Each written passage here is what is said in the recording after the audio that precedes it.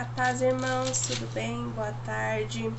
Eu vou compartilhar uma palavra com vocês hoje. Ontem eu ouvi uma pregação que citou sobre esse texto que eu vou ler e eu fui procurar saber mais, fui estudar mais sobre o que o texto dizia e eu achei interessante e gostaria de compartilhar com vocês. O texto é 1 Reis 19, sobre a fuga de Elias para Horebe. Eu quero dar ênfase em 2 versículos aqui para não ficar muito longo, então eu vou me ater a ele, tá?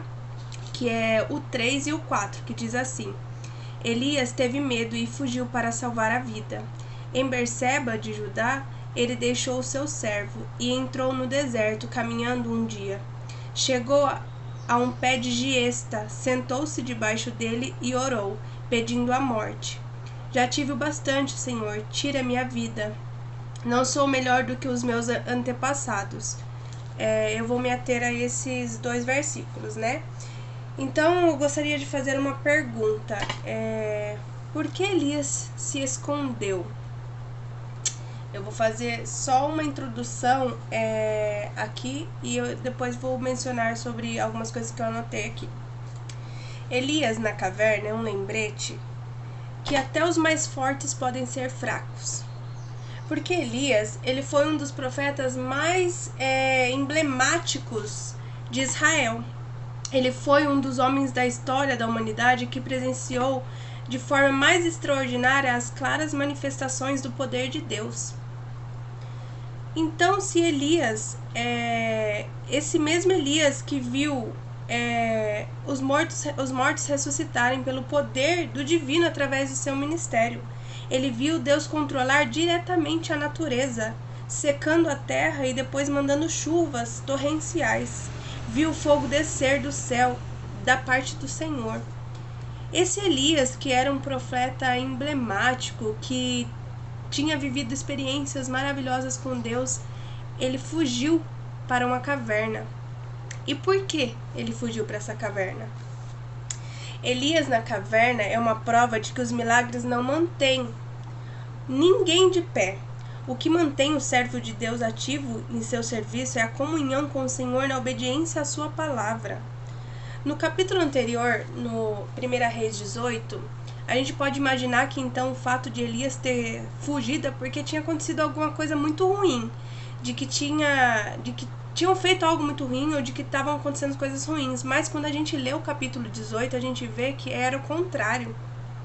Elias, ele estava disposto a fazer acontecer as coisas. Ele convocou todos os israelitas, convocou toda Israel e os profetas de Baal para o Monte Carmelo, para que ali ele pudesse desafiar os profetas pagãos e depois matá-los diante da manifestação do poder do Senhor e para orar por chuva em Israel depois de anos de uma terrível seca. Se no capítulo 18 diz que ele estava bem, que ele estava disposto a fazer as coisas, que ele convocou todos aqueles profetas pagãos e depois de desafiá-los ali, ele os matou. Se ele estava vencendo, se ele estava bem, por que ele foi lá para aquele lugar, para Horebe, para se esconder? Por quê? Porque um homem assim foi do auge ao seu fundo do poço, do monte da vitória para a caverna do desalento. Por que Elias fugiu para a caverna? Ele esperava o quebrantamento de Jezabel e de seu marido. E quando ele viu que isso aconteceu, porque na verdade a Jezabel ficou ainda com mais raiva dele, começou a persegui-lo. Ela decretou revolta ao Senhor, perseguindo aquele que era mensageiro do Senhor, que era Elias. E desde então ela começou a persegui-lo e mandou que matassem ele. Ela mandou uma carta para ele, o ameaçando. E Elias, quando viu isso acontecer, ele achou que ele tinha fracassado, que a missão dele ali tinha sido um fracasso, que ele não tinha conseguido exercer a missão. E a hora que ele recebe essa carta, ele fica com medo de perder a sua vida e foge. Ele fugiu porque ele teve medo de perder a sua vida.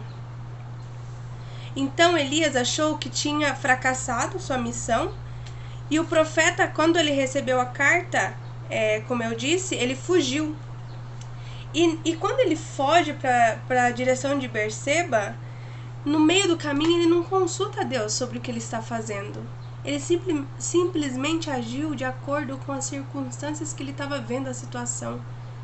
Ele não olhou para as coisas que ele já tinha experimentado da parte do Senhor, com as coisas que Deus já tinha feito na vida dele e através da vida dele. Ele olhou para as circunstâncias e não consultou a Deus. E quando ele partiu, ele se assentou, partiu para o deserto e se assentou debaixo de um arbusto típico do deserto e orou a Deus. Foi quando ele fez aquela oração pedindo que Deus tirasse a sua vida.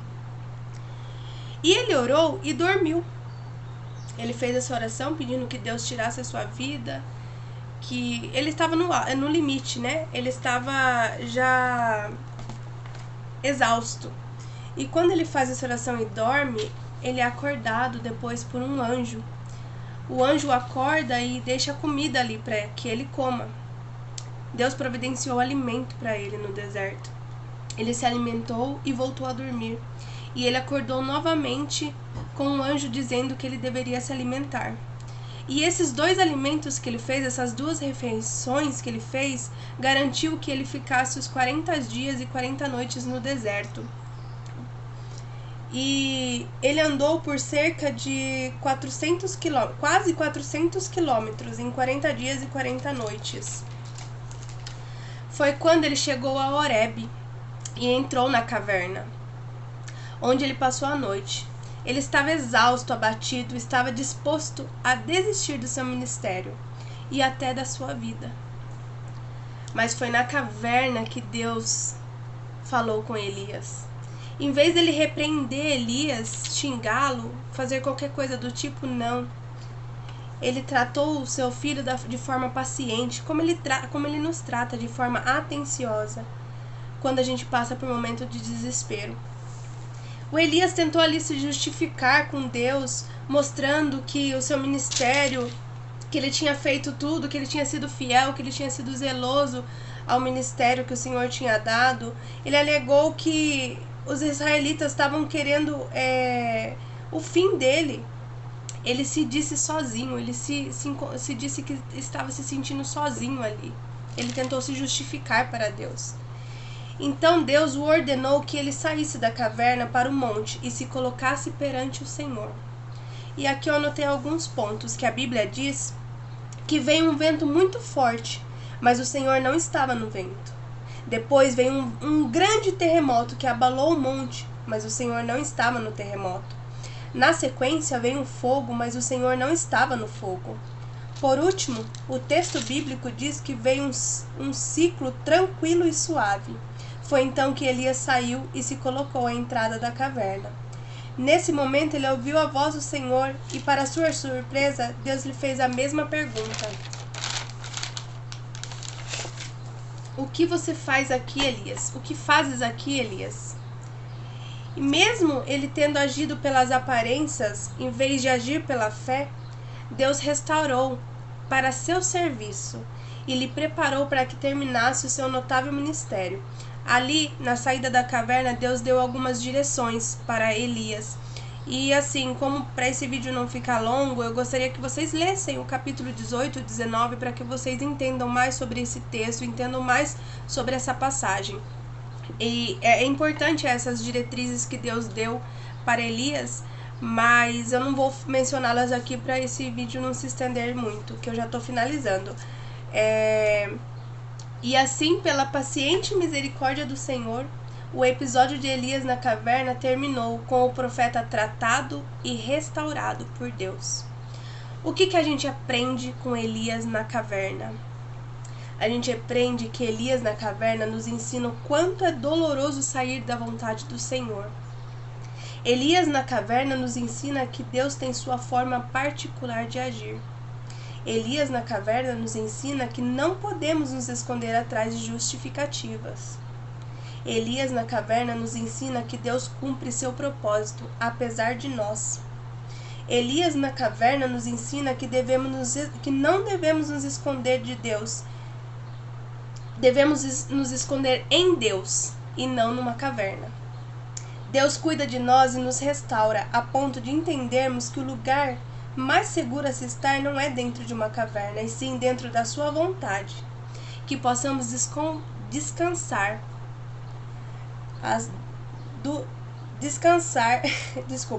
que possamos sair de nossas cavernas e nos refugiarmos no esconderijo do Altíssimo e descansar à sombra do Onipotente. Amém, irmãos? Eu tentei falar o mais rápido possível, por isso eu até anotei aqui algumas coisas para que eu pudesse ser mais rápida, para esse vídeo não ficar longo. Mas nós aprendemos muitas coisas. Às vezes o mais forte, a pessoa que a gente tem mais, que a gente olha e fala, esse aí não vai nunca ficar mal. Acontece. E nos dias maus nós temos que olhar para Deus. Nós temos que descansar à sombra do Onipotente, descansar em Deus, porque Ele não muda os teus propósitos, Ele não muda aquilo que Ele já nos chamou para fazer. Se Ele nos deu uma missão, se Ele nos deu um ministério, se Ele nos deu a chance de vencer, Ele não vai mudar os propósitos dele. E que a gente possa aprender com essa passagem. Eu reforço que vocês leiam o capítulo 18, 1 Reis 18, 1 Reis 19, para que vocês entendam mais sobre o que eu falei meio correndo aqui, mas a ideia era deixar essa mensagem. Amém, irmãos? É isso, então, até a próxima.